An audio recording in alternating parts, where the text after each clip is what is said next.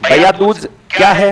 इस दिन बहन और भाई के बीच कितना भी बड़ा विवाद हो तो उसे सुलझाने का ये पर्व है। और इस दिन बहन अपने भाई की दीर्घायु के लिए व्रत भी रखती है। इसी का दूसरा नाम है यम द्वितीया।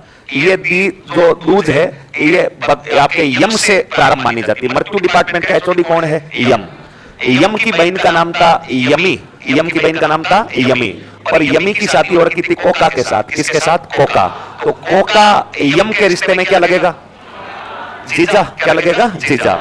एक दिन कहते हैं कि ये यम और कोका कहीं पर बैठे थे, इनके बीच में भगवान जाने कौन सी बात को लेकर लड़ाई हो गई थी। और यम ने जो है कोका ने यम को धमकी दे दी थी कि ये कर दूंगा वो कर दूंगा। यम का दिमाग खराब हो गया और यम ने समय से पहले कोका के प्राण छीन लिए। क्योंकि किसके प्राण छीन रहे हैं, किसके रखने, ये सारा अधिकार तो किसके पास है? यम। और यम ने समय से पहले कोका के प्राण छीन लिए। जब कोका के प्राण छीने इसका मतलब अपनी बहन का सुहाग उजाड़ दिया यम ने। तो बहन यमी खुश होगी या नाराज होगी? नाराज। और दोनों बहन भाइयों में बोलचाल बंद हो गई थी। कई वर्षों तक ये बोलचाल बंद रही थी। एक दिन यम अकेला बैठा था और अपने परिवार के बारे में यूं विचार कर रहा था।